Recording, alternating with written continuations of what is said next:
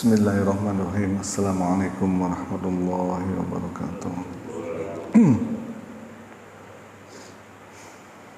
Alhamdulillahilladzi anzala ala abdihil kitaba wa lam yaj'al lahu iwaja. Wassalatu wassalamu ala sayyidina Muhammadin nabiyil mustafa wa ala alihi wa sahbihi wa man ihtada ma ba'd. Hadirin jamaah subuh yang dirahmati Allah Subhanahu wa taala.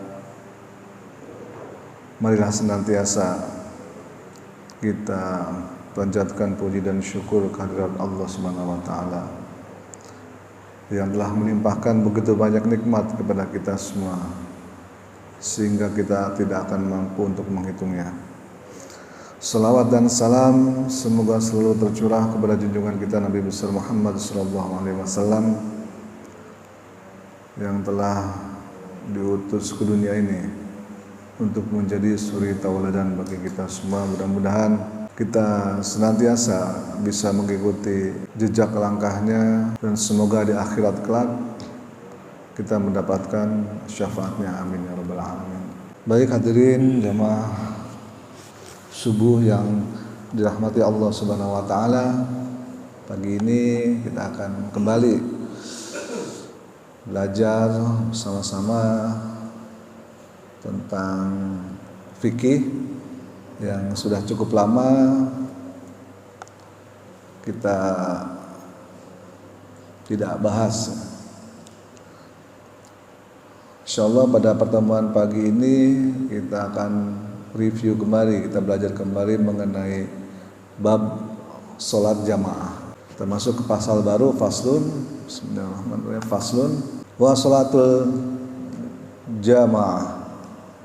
Ya, pasal di dalam menjelaskan seluk-beluk sholat jamaah. Yang pertama, apa itu hukumnya?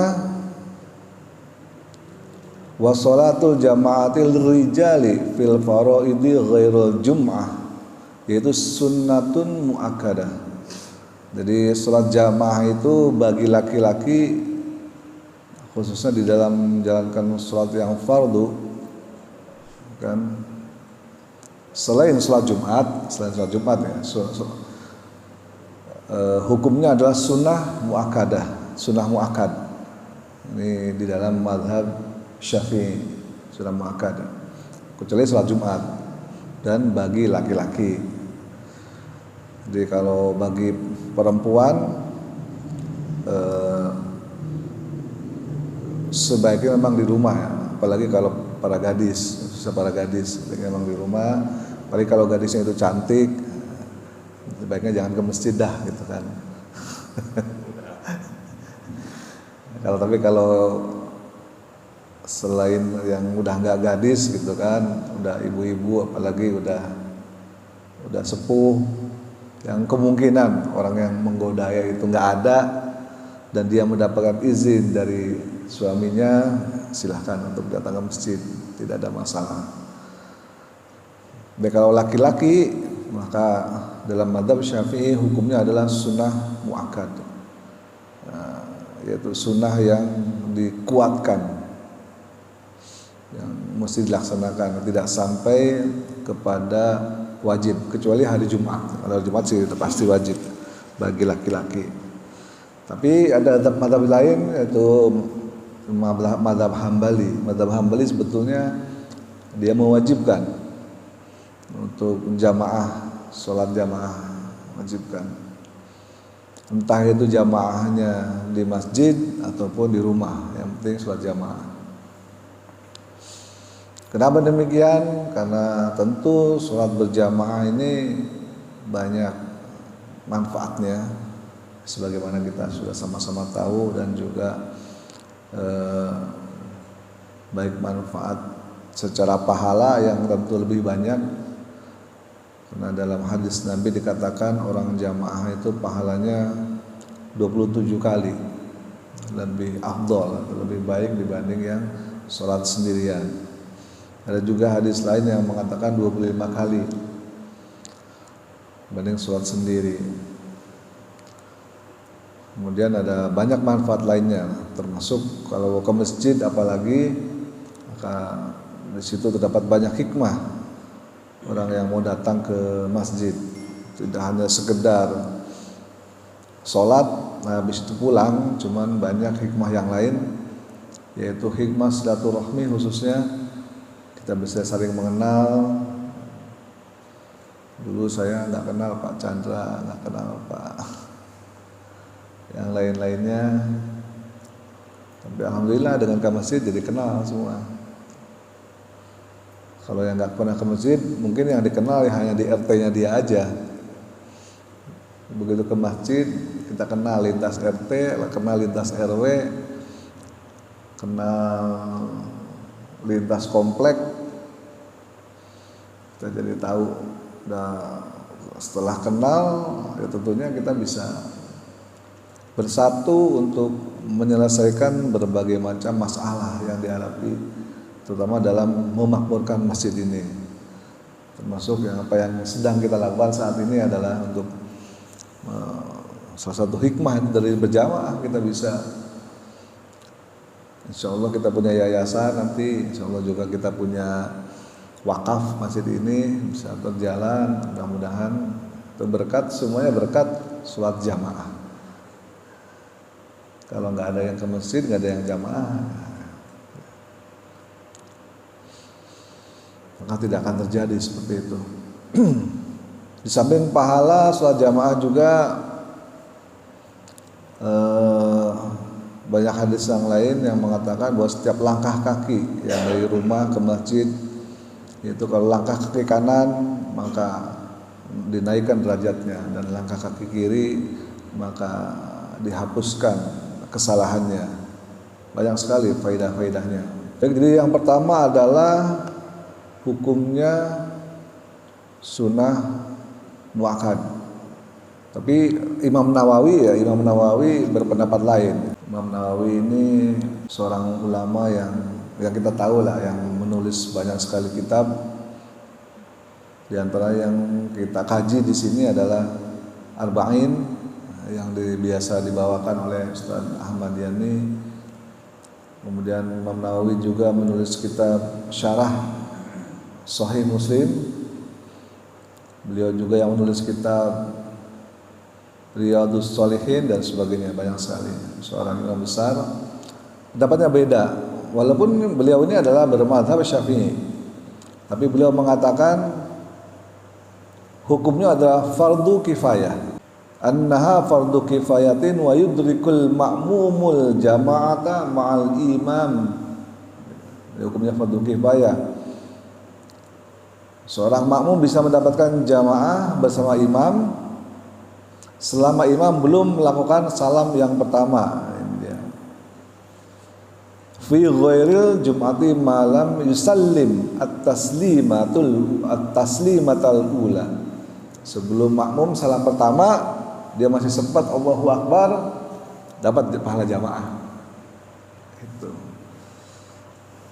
Tapi bukan berarti ntar aja salat jamaahnya gitu kan. Tunggu imam sampai hampir selesai, buru-buru langsung Allahu Akbar, masih dapat pahala salat berjamaah. Tapi tentu tingkat tingkat keutamanya berbeda. Seorang makmum yang mendapati takbiratul ihram, imam pertama kali bareng takbiratul ihram dengan imam, dengan makmum yang ketinggalan masbuk, baik setinggalan satu rakaat maupun sudah sisa-sisanya doang, tetap dia masih mendapatkan pahala berjamaah, tapi tentu nilainya berbeda. Yang 27 kali tadi itu ya barangkali dia full, harus dapat dari awal bersama imam takbiratul ihram, makmum juga takbiratul ihram. Tapi kalau makmumnya hanya mendapatkan imamnya udah tasyahud akhir, dia baru datang Allahu Akbar, ya nggak 27 dong, beda gitu kan, masa mau disamain. Itu nggak adil, nah berarti kan kayak gitu. Nah, tetap pahala jamaahnya dapat, tapi mungkin tidak 27, ya, entah berapa lah, mungkin 2 kalinya atau 3 kalinya, lumayan, masih lebih baik tetap dibanding sholat sendiri. Walaupun kita hanya kebagian tasyahud akhir misalnya dari imam, tetap lebih baik dibanding sholat sendiri. Artinya ada kelebihan di situ. Kemudian wa 'alal ma'mumi, dan adapun bagi makmum, ya kan, an ayyanwiya, wa 'alal ma'mumi, dan adapun bagi makmum ayyanwiya adalah niat, maksudnya niat untuk mengikuti imam. Jadi ya seorang makmum pada saat dia berniat ya harus niat makmuman gitu. Tapi dia tidak wajib menentukan imam yang diikuti. Cukup niat bermakmum dengan imam yang hadir pada saat itu, walaupun dia tidak mengenalnya. Jadi pada saat seorang makmum itu berniat, kan misalnya usolli fardhu subhi rakaataini mustaqbil qiblati makmuman, hanya cukup berniat makmum aja, nggak perlu di dalam niatnya itu disebutkan bermakmum kepada imam siapa. Nah itu nggak perlu. Nah gitu. Itu nggak perlu kata Imam Nawawi. Karena ada juga ulama yang menyarankan ya tetap harus disebut dong imamnya gitu. Imamnya siapa nih? Bermakmum kepada imam siapa? Nah gitu. Harus disebutkan. Tapi di dalam mazhab Syafi'i ini menurut Imam Nawawi itu nggak perlu. Yang penting makmuman, cukup bermakmum gitu aja. Makmumnya siapa nggak ada masalah kan. Soalnya khawatirnya apa? Khawatirnya keliru, nggak tahu namanya. Nah ini dia. Nah, jika keliru maka sholatnya batal. Kata di sini ya. Jadi kalau saya niat bermakmum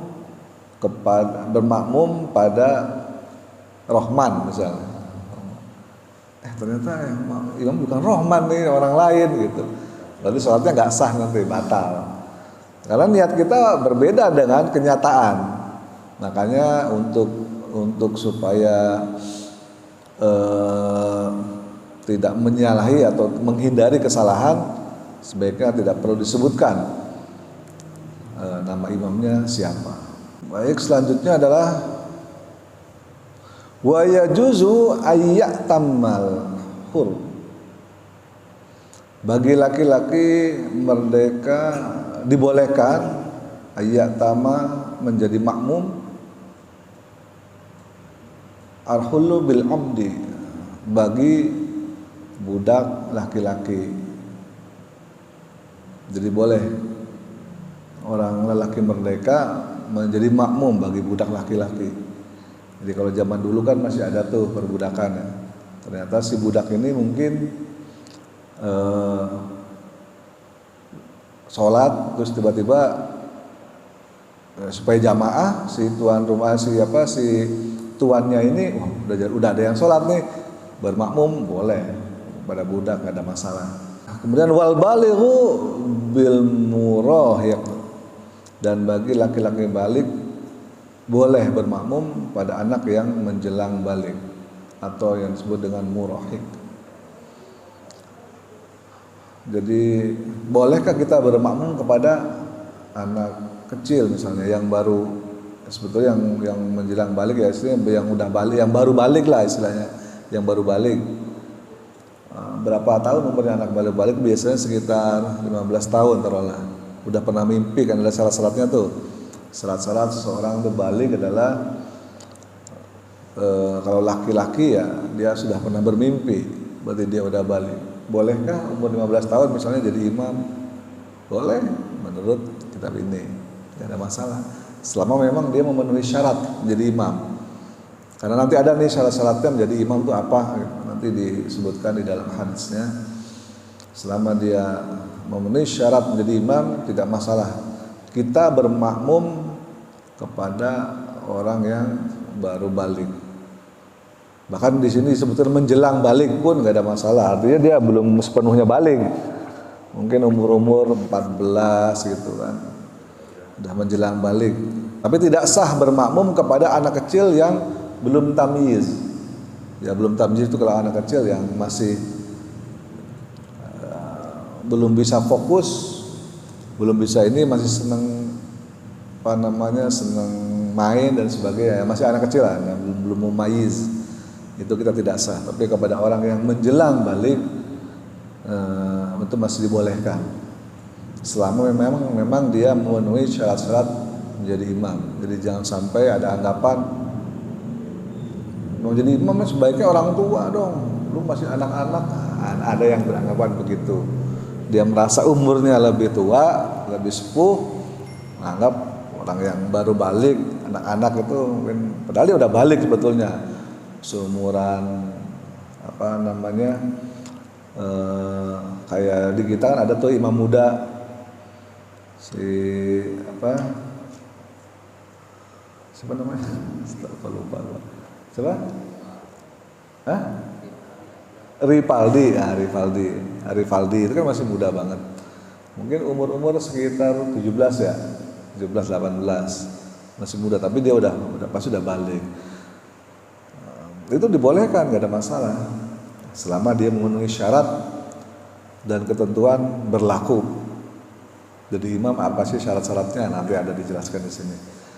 Jadi jangan sampai merasa dia kan masih kecil, masih muda gitu kan. Masa kita orang tua mesti makmum sama dia. Nah, soalnya ada tuh yang berpikiran seperti itu. Merasa lebih tua, merasa lebih senior. Dia enggan bermakmum kepada orang yang masih muda. Alasannya apa? Karena alasannya kalau kita orang tua ya kan sudah banyak makan asam garam kehidupan. Bismillahnya bagi orang tua itu bismillahnya adalah sudah diterapkan. Tapi kalau bagi anak muda bismillahnya itu masih sekedar teori gitu istilahnya. Ada yang beranggapan seperti itu sehingga dia tidak menyukai makmum ada imam yang lebih muda. Yang muda lah istilahnya, yang dianggapnya mungkin belum makan asam garam kehidupan seperti itu. Padahal menurut kitab ini boleh, nggak ada masalah. Justru kenapa saya masukkan yang muda-muda ini ke dalam daftar imam supaya apa? Supaya kita punya penerus. Karena kalau imamnya tua-tua semua nanti berguguran satu demi satu, kita akan kehabisan imam. Ya kan, kita sendiri sudah melihat berapa orang imam kita sudah wafat semuanya. Ada Pak almarhum Pak Umar, kemudian Pak Ustadz Bustami, kemudian Pak Ustadz siapa yang di sini? Husein Himbali. Jadi itu tanggung jawab kita bersama sebetulnya untuk bagaimana memupuk terutama anak-anak muda ini yang mau dan punya kemampuan, punya keberanian, tapi dia juga mampu bacaannya bagus dan sebagainya untuk belajar menjadi imam. Itu berani sehingga pada saat nanti kita yang sudah sepuh meninggalkan masjid ini ya, masih ada penerus kita. Kemudian wala tahsihu qudratu rajulin bimra'ah. Tidak sah juga bermakmum seorang laki-laki pada wanita. Nah, kalau Zaitun imamnya bukan perempuan, tapi ada perempuan di saf terdepan. Saf pertama itu ada perempuan ya, bininya sendiri. Nah itu emang lagi disorot ya sampai sekarang Al Zaitun tuh, karena banyak nyeleneh. Memang dia mungkin entah mencari sensasi, entah gimana, cari viral gitu kan. Tapi ada yang menanggapi itu dari pesantren di Demak. Menanggapi dia menantang debat untuk berdebat dengan itu siapa itu namanya pemimpinnya itu pemimpin Al Zaitun. Dia menantang debat, dia juga pemimpin pesantren juga tapi di Demak. Seorang kiai, saya siap berdebat, memperdebatkan mengenai hukum-hukum yang itu hukumnya itu nggak sah, sesat itu gitu. Dan gitu. Nggak tahu nih diterima apa nggak tantangan debatnya dari Al Zaitun. Saya juga masih mengikuti perkembangannya. Itu memang ramai. Tidak sah juga kita bermakmum kepada siapa? Wala qori. Qori. Siapa itu qoriin? Qoriin itu orang yang memiliki kelamin ganda. ACDC. Banci. Atau waria. Enggak boleh kita bermakmum pada seorang waria. Assalamualaikum. Lah gitu. Assalamualaikum. Malah ramai nanti makmumnya loh, kok imamnya begini sih gitu kan. Makanya lihat dulu kalau mau kita makmum di mall terutama ya. Kalau di mall kan kita nggak tahu orang ini, tiba-tiba orangnya melambai-lambai ya kan, kita jadi makmum. Nah itu menurut kitab ini nanti nggak sah. Hati-hati. Kemudian tidak sah bermakmum kepada seorang wanita dan sesama khunsa muskil. Seorang qari yang benar bacaan Fatihahnya tidak sah bermakmum pada seorang ummi yang tidak fasih membaca huruf atau tasjid di dalam surah Al-Fatihah. Jadi ukuran minimal jadi seorang imam itu adalah harus paling tidak fasih membaca surat Al-Fatihah. Jadi kalau imam terutama saat dia membaca makharijul hurufnya dan juga tasjidnya. Jadi kalau ada tasjidnya ketinggalan satu atau salah mengucapkan huruf dan sehingga bisa mengubah makna, maka ini sebetulnya orang seperti ini sebaiknya tidak menjadi seorang imam karena dikhawatirkan sholatnya menjadi tidak sah. Kenapa? Karena Al-Fatihah itu kan hukumnya wajib untuk dibaca. Misal Al-Fatihahnya salah, yang panjang dibaca pendek, yang pendek dibaca panjang, yang tasjid enggak dibaca tasjid, ya kan? Yang tidak ada tasjid dibaca ada tasjid. Itu menyebabkan ada perubahan makna di situ, di dalam perubahan makna di dalam surat Al-Fatihahnya. Nah, kalau udah ada perubahan makna, maka sholatnya ya, tidak sah sebetulnya karena Al-Fatihah itu wajib untuk dibaca. Di syarat pertama seorang imam paling tidak dia bisa membaca Al-Fatihah dengan fasih surat Al-Fatihah. Kalau surat-surat lainnya ada salah-salah dikit, ya oke lah, masih dimaklumi, mungkin ada yang kelupaan dan sebagainya. Tapi kalau Al-Fatihah karena wajib, seorang imam harus bisa membaca Al-Fatihah dengan fasih. Wa ayyu maudhi'in shalla fil masjidi bi sholatil imami fi. Kemudian musannif memberi penjelasan terkait syarat-syarat bermakmum dengan perkataan beliau. Nah, ini di tempat manapun, bisa di dalam masjid ataupun bukan di dalam masjid, seseorang melakukan sholat bersama imam dan ia mengetahui sholatnya imam. Jadi maksudnya begini, seseorang menjadi makmum itu harus mengetahui gerak-gerik sang imam atau minimalnya gerak-gerik makmum yang ada di depannya dia. Jadi tidak sah seorang makmum berimam jika dia tidak bisa melihat gerak-gerik imam atau makmum yang ada persis di depannya dia. Maksudnya apa? Maksudnya adalah kalau sholatnya terputus, misalnya kita sholat di seberang jalan, Jumatan nih penuh di sini misalnya kan, saking penuhnya kita sholatnya di seberang jalan sana karena udah nggak muat, sholatnya di warungnya Kumis misalnya. Selama dia bisa melihat gerakan makmum yang paling belakang, nah itu sebetulnya masih diperbolehkan walaupun terputus. Jadi definisi terputus itu adalah ya jarak yang tidak terlalu jauh, ya itu macam-macam pendapatnya, tapi juga yang terpenting adalah bisa mengetahui gerakan imam atau makmum yang ada di paling belakang, di punggungnya dia. Selama itu masih bisa dilakukan sehingga boleh. Itu sebabnya makanya merupakan sebuah dalil juga bagaimana kalau orang sholat di lantai atas misalnya, itu kan terputus. Kok boleh? Ya boleh itu tadi karena penjelasannya ini. Terputus antara lantai atas dengan lantai bawah kan itu namanya kan terputus, tidak nyambung softnya. Nah, bolehnya. Kenapa? Walaupun satu ruangan. Ya, artinya boleh walaupun terputus. Tidak nyambung softnya itu masih dibolehkan selama orang ini masih bisa melihat dia tahu kondisi apakah makmum lagi ruku atau imam lagi ruku apa enggak. Jangan sampai dia nggak tahu, atau lagi sujud apa enggak. Jangan sampai dia nggak tahu. Selama dia masih tahu, boleh. Itu sebabnya orang yang sholat di lantai-lantai atas masih dibolehkan, walaupun tidak satu soft, tidak nyambung softnya. Ini dalilnya ya seperti ini. Lain kalau orang satu lantai kan softnya nyambung terus. Tapi kalau udah beda lantai, kan dia terputus sekian meter ke atas. Softnya tidak nyambung. Apakah boleh? Boleh.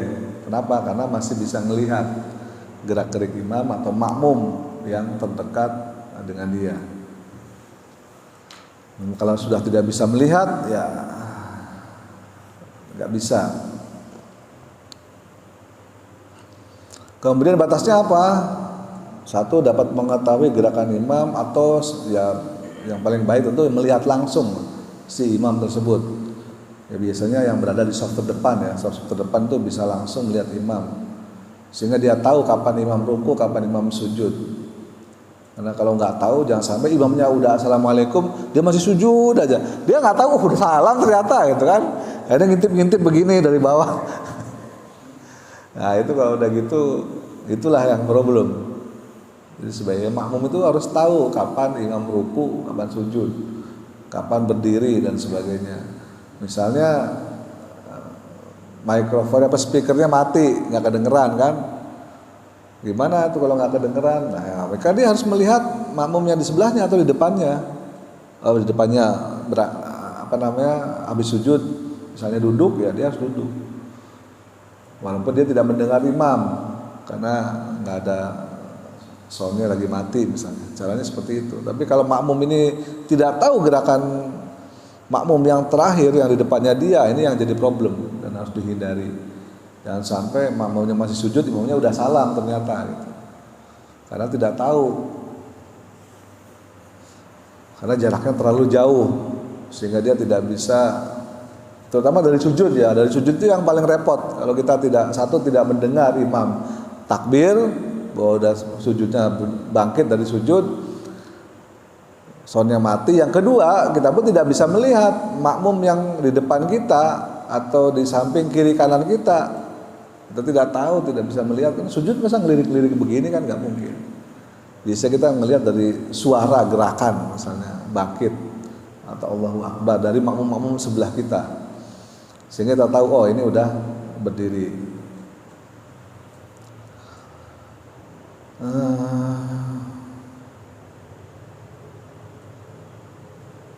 Kemudian batasnya apa sih bahwa seorang makmum itu menjadi seorang makmum? Jadi di sini dijelaskan batasannya adalah tumit.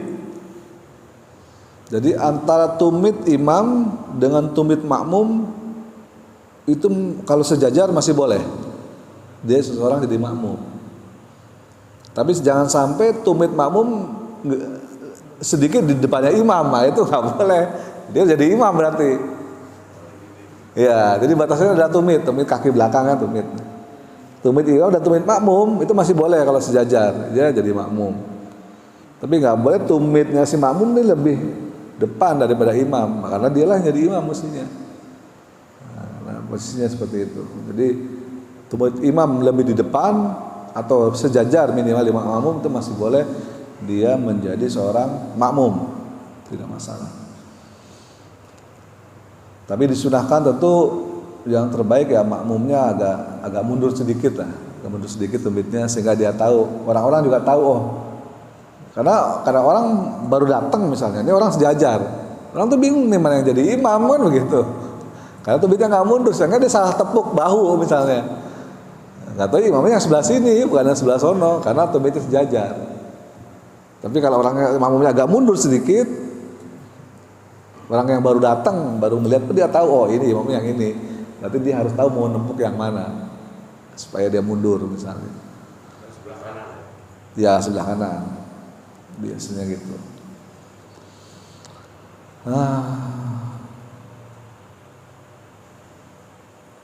Baik. Dan mungkin itu penjelasan dari sisi bagaimana tata caranya seorang makmum dan seorang imam ya. Kita lihat sekarang dalil-dalilnya. Yang pertama dalil adalah anjuran melakukan sholat berjamaah. Ini hadis dari riwayat Abu Dawud, nomor hadis 547. Terjemahnya saya baca, tidaklah dalam suatu kaum yang tidak menegakkan sholat jamaah kecuali mereka diliputi oleh setan. Maka laksanakan sholat berjamaah, karena kambing liar bisa saja memaksa seekor serigala. Nah, ini perumpamaan. Artinya di dalam sholat berjamaah itu ada keutamaan adalah bersatunya umat Islam, sehingga umat Islam terlihat kuat, terlihat dan bisa menggetarkan orang-orang yang di luar Islam, tentu saja. Kemudian, nah ini dalil mengenai seorang perempuan tidak boleh mengimami laki-laki. Ini diriwayatkan oleh Imam Abu Dawud, hadis nomor 1081. Ala ta'umman nam ra'atun rajula.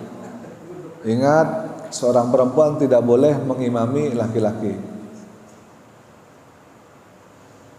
Namun ada hadis lain juga, ini syarat minimal seseorang masih mendapatkan rokaat selama dia masih dapat ruku, maka dia masih dapat dihitung satu rokaat selama tidak ketinggalan ruku. Ini berdasarkan hadis dari riwayat Imam Al-Baihaqi nomor hadis 2575. Man adraka rakaatan minas sholati faqad adrakaha qabla ayyuqimal imamu sulbah. Barang siapa yang mendapati rakaat salat sebelum imam bangkit dari ruku, maka rakaatnya sah. Jadi kita datang nih terlambat gitu kan. Imam lagi ruku, ya kita takbiratul ihram dulu, Allahu Akbar, ikut ruku. Nah, itu dihitung satu rakaat, tidak perlu menambah rakaatnya. Dapat. Tapi kalau pada saat kita datang masjid begitu masuk, imamnya udah sami Allahu liman hamidah, kita ikut Allahu Akbar. Nah itu kita nggak dihitung satu rakaat, kita harus nambah rakaatnya. Jangan sampai kita tidak menambah rakaat, karena minimalnya kita disebut satu rakaatnya dapat, satu rakaatnya adalah pada saat kita bisa ikut ruku dengan imam. Karena ada juga orang yang nggak paham, gitu kan.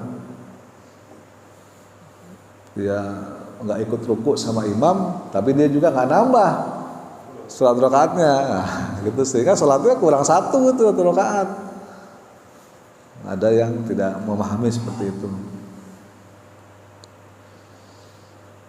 Kemudian hadis yang terakhir ini adalah hadis yang syarat bagaimana sih memilih seorang imam, kriteria memilih seorang imam. Ini diriwayatkan oleh Imam Muslim, nomor hadis 290. Rasulullah SAW bersabda, ini sabdanya adalah ya ummul qauma, ya kan?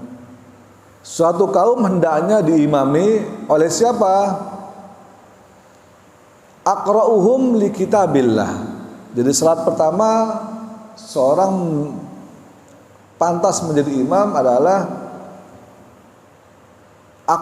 aqra'uhum li kitabillah. Orang yang fasih dalam membaca kitabullah. Itu syarat pertama. Jadi siapa yang paling fasih bacaan Al-Qur'annya, maka dialah yang sebaiknya jadikan imam. Jadi bukan berdasarkan umur. Yang pertama fasih dulu. Siapa nih yang paling fasih di antara kita bacaan Qur'annya, itulah yang dijadikan oleh imam. Kemudian apa? Fa in kanu fil qiraati sawa, katanya. Bagaimana jika bacaannya sama-sama bagus nih? Pak Chandra bacanya fasih, keren misalnya kan. Pak Dito bacanya fasih juga keren, sama-sama nih bacanya fasih. Siapa nih baca nama Pak Dito nih, mana yang dipilih? Kok sama-sama bacaan Qur'annya keren semua, fasih semua.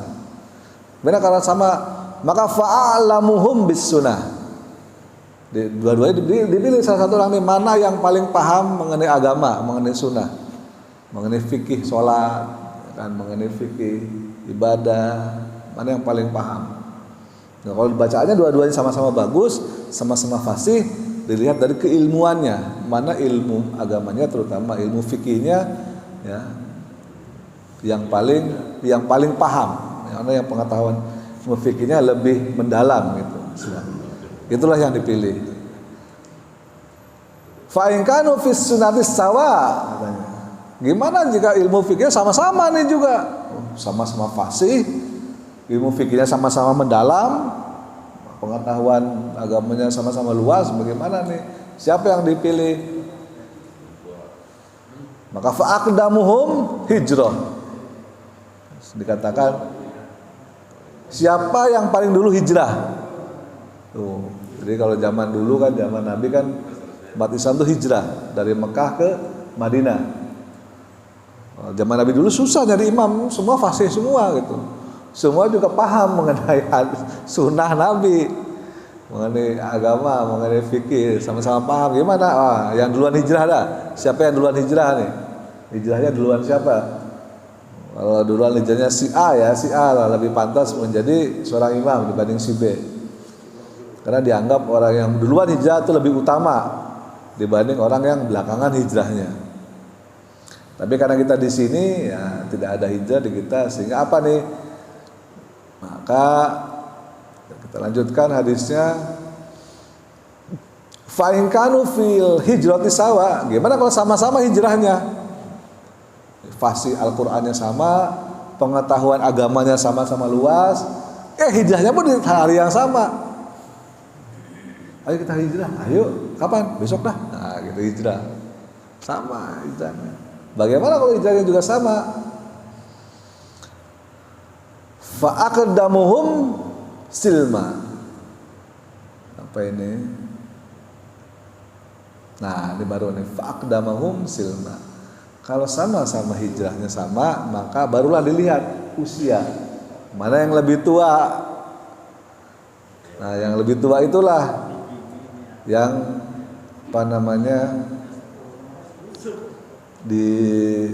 disyaratkan untuk menjadi seorang imam.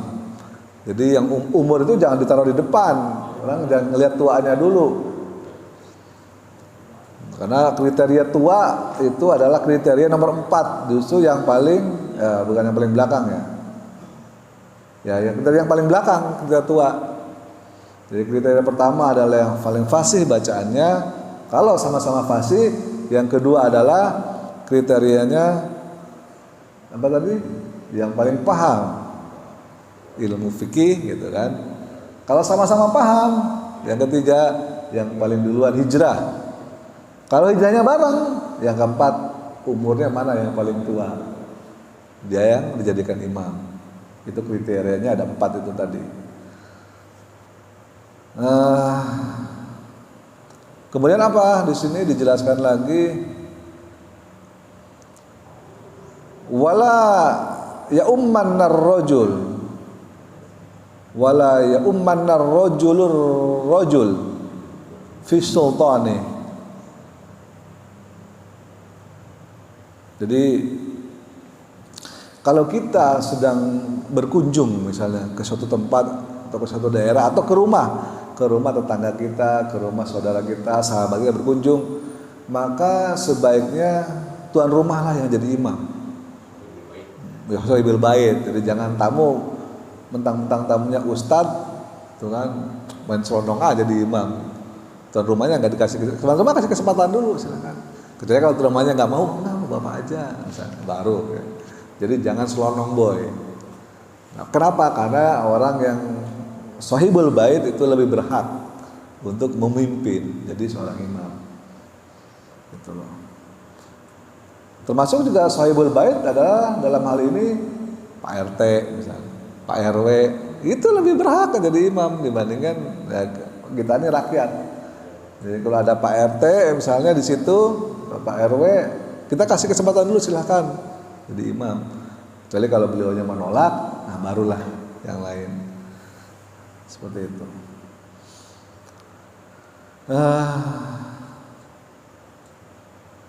Kemudian hadisnya ditutup dengan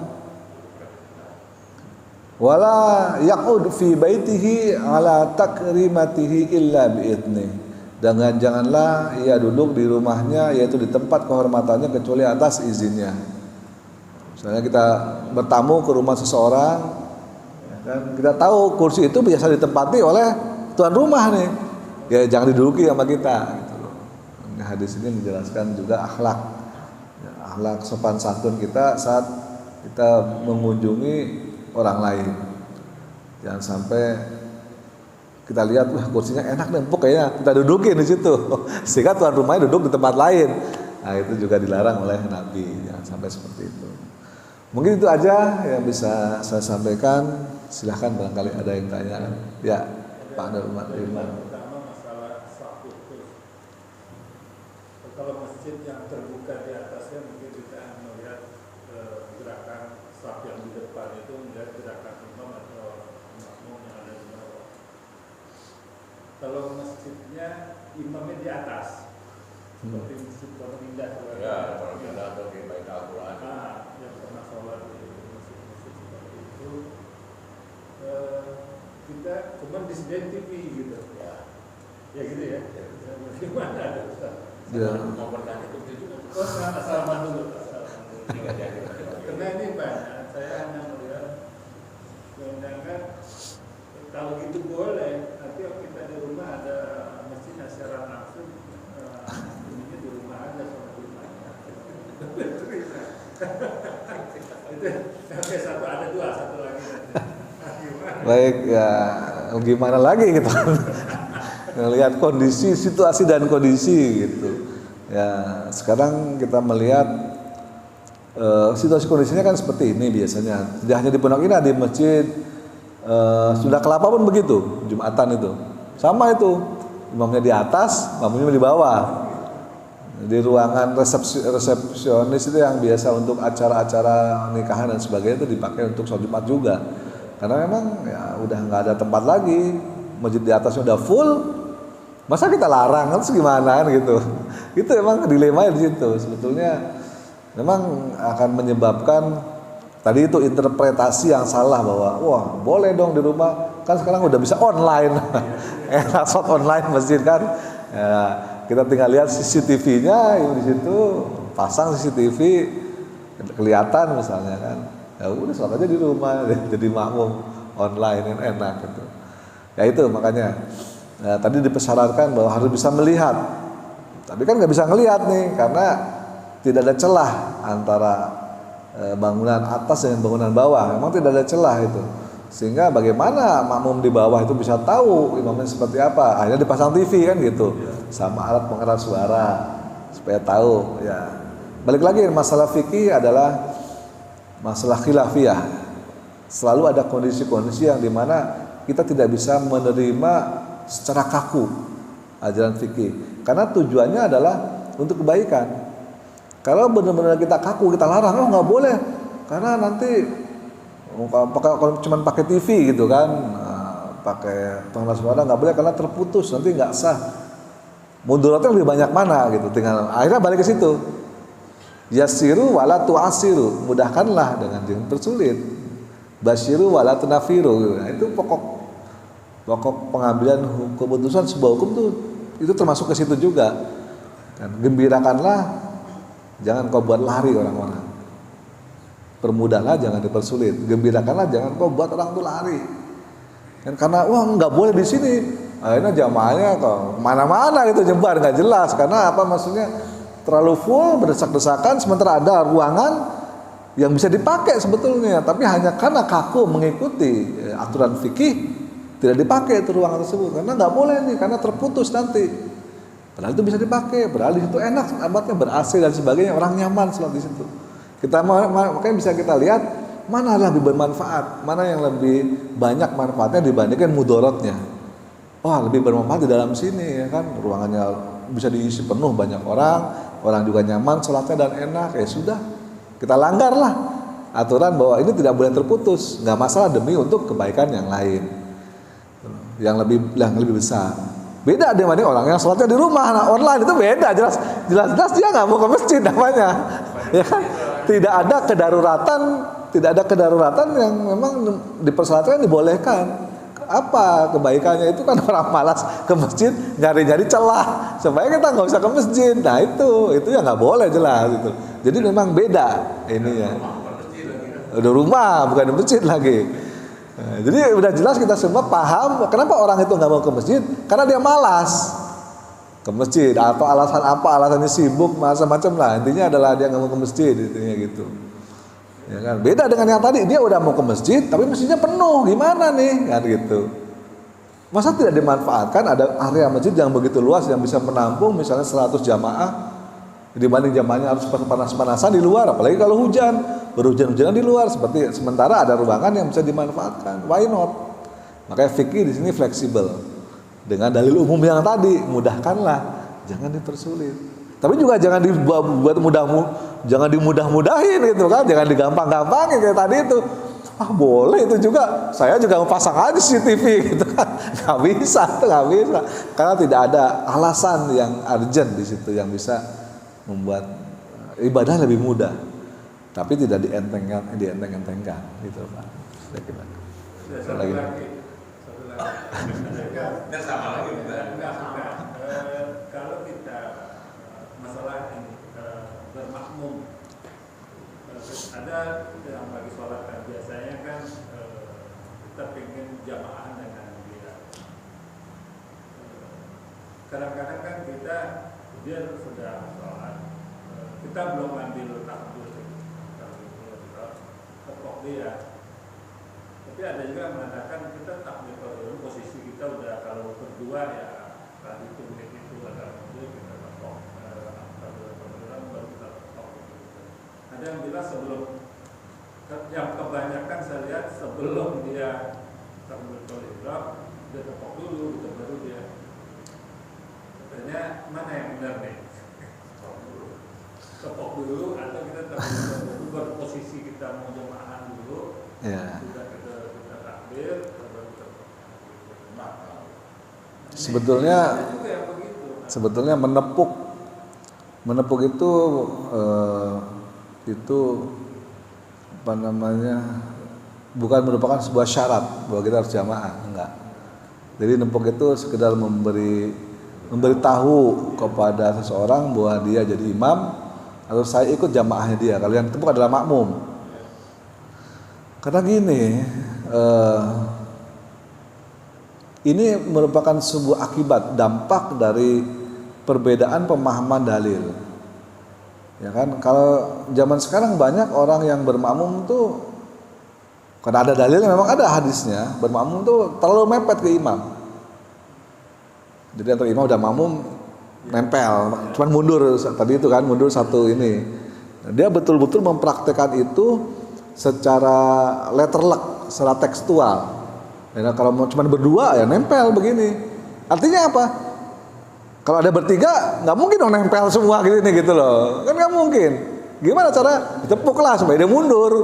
Kalau dia mundur nanti kan bisa jadi panjang makmumnya. Karena kalau tidak ditepuk dia masih nempel begini, nanti nggak lurus softnya. Kalau ada makmum yang belakangan mengikut, dia juga nggak mungkin nempel dengan makmum yang cuma geser sedikit ini. Dia pasti di belakangnya kan. Kalau nggak ditepok, nanti softnya nggak lurus, dia nggak mundur. Itu masalahnya.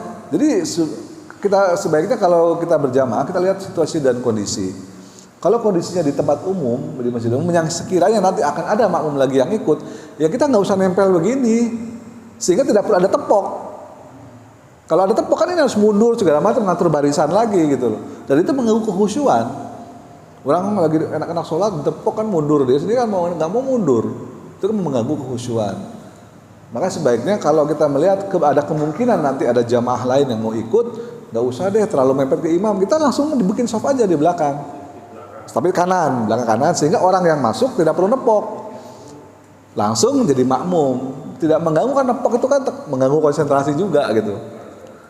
Jadi sebaiknya diusahakan gimana caranya supaya nggak bisa nepok, tapi barisan tetap lurus sebagai dalam softnya makmum.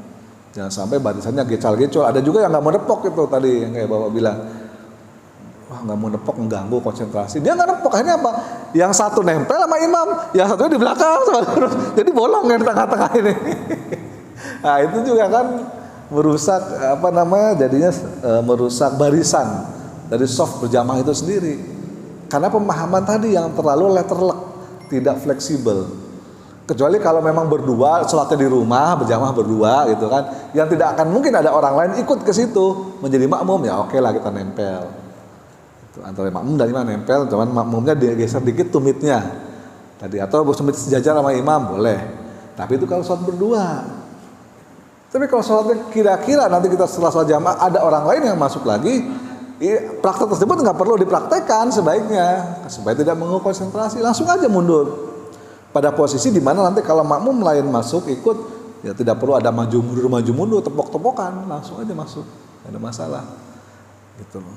Saat kita ketinggalan jamaah subuh misalnya di sini, Bapak nepok nggak yang belakang? Nggak kan? Nah itu kan nggak perlu nepok sebenarnya. Kenapa? Karena jamaahnya udah softnya tersusun dengan rapi. Begitu kita datang terlambat misalnya, kita nggak perlu nepok jamaah sebelahnya karena softnya udah rapi. Tapi kalau ini berdua nih yang jadi masalah nih, imam satu, makmum satu. Bagaimana nih, nepok dulu apa enggak gitu.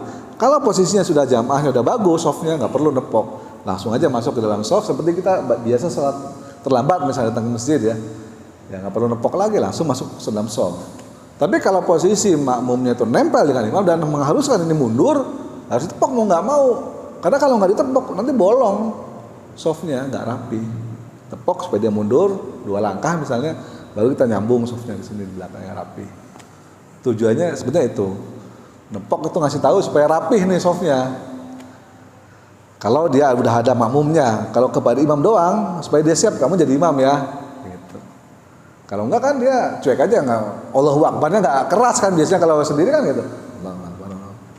Makmum nggak tahu nih udah ruku apa belum gitu kan, sujud terutama kan udah duduk apa belum, karena dia nggak tahu kalau saya ini imam ada yang ngikut di belakang saya, kalau nggak nepok masalahnya itu, sehingga nanti sholatnya berantakan juga. Imamnya nggak tahu kalau dia jadi imam, takbirnya itu jadi nggak kencang dan tidak memberikan isyarat pada makmum, sehingga itu akibatnya berantakan sholat jamaahnya nanti. Imamnya udah berdiri, makmumnya masih sujud gitu karena dia nggak tahu, kok imam nggak kencang lah, mana saya tahu saya jadi imam, dari tadi juga saya sholat sendiri kan gitu. Di situ nggak nepok, kalau nepok saya tahu jadi imam, saya takbirnya kencang sehingga bisa mengomandani gitu kira-kira Pak. Oke. Ya silakan yang lainnya Pak Chandra tadi. Udah sama. Oh udah sama. Ya diwakili. Ya silakan Pak Yul. Yang sholat ada 2 lantai, 3 lantai. Karena sholat di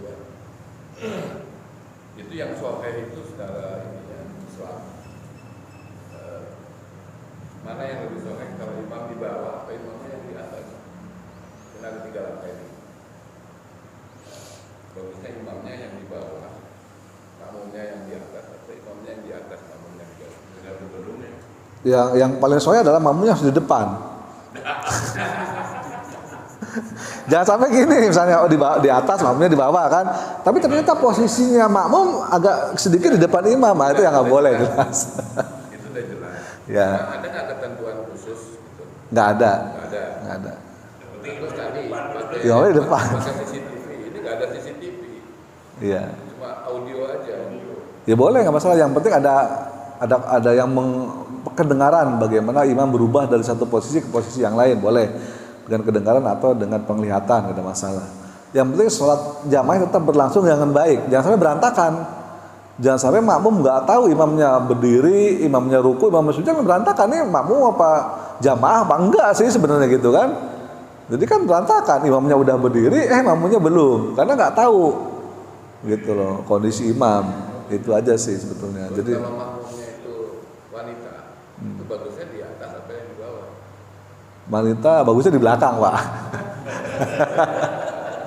Di belakang, orang situ di wajah saya. Iya, jadi gini, khusus untuk wanita dalil umumnya adalah bukan ke masalah posisi di atas pada bawah, tapi posisi di mana mata laki-laki tidak banyak memandang. gitu. Intinya gitu aja. Bisa di bawah, bisa di atas, nggak ada masalah. Yang penting gimana caranya supaya matanya laki-laki itu nggak banyak ngelirik. Itu kan mengganggu. Sebelah pojok sana no. Jam 2 gitu kan. Posisi jam 2 no. Bening coy gitu kan. Itu udah mengganggu konsentrasi orang sholat, nggak khusyuk sholatnya gitu loh.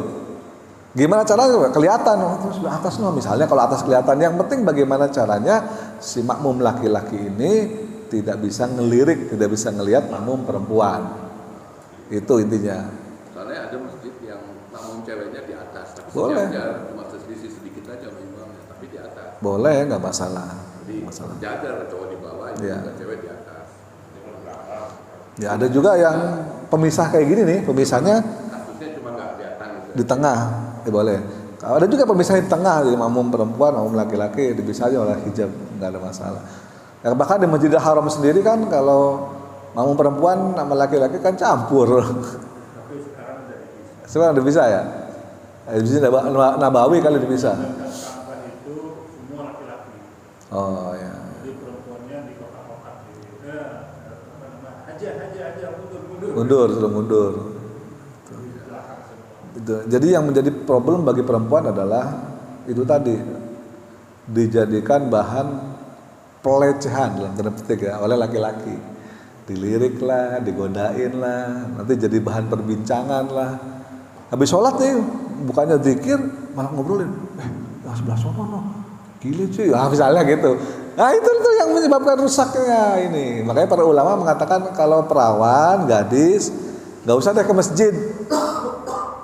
Tuh, apalagi yang cantik. Tapi kalau udah nenek-nenek, udah ibu-ibu, boleh dah ke masjid, nggak masalah. Ya sekiranya tidak menimbulkan godaan bagi laki-laki. Tapi kalau orangnya cantik, ya kan, apalagi dia masih gadis, misalnya nggak usah dah. Orang tua pun kalau cantik, misalnya jangan ke masjid, ya kan. Istrinya Pak D, cantik, misalnya banyak yang suka, nanti digodain, jangan ke masjid, mendingan. Gitu. Udah punya istri, udah punya anak gitu kan. Tapi kalau cantik, yang sekiranya menimbulkan orang banyak ngelirik, banyak ngegoda, itu nggak usah deh, kamu di rumah aja. Karena itu udah menyebabkan nanti rusak jamaah. Intinya seperti itu kalau untuk wanita, menghindari hal seperti itu. Gimana caranya? Nah itu yang harus diperkirakan oleh manajemen masjid itu sendiri. Gitu. Karena dia pernah presiden istrinya di sebelah dia, yang lain cowok. Ya itu kemarin kejadian di Al Zaitun itu, Gitu ya? istrinya di soft pertama. Itu kan ngerusak pemandangan. Orang pasti ngelihat ruku, kan pantatnya kelihatan. Nah, laki-laki ngelihat, wish.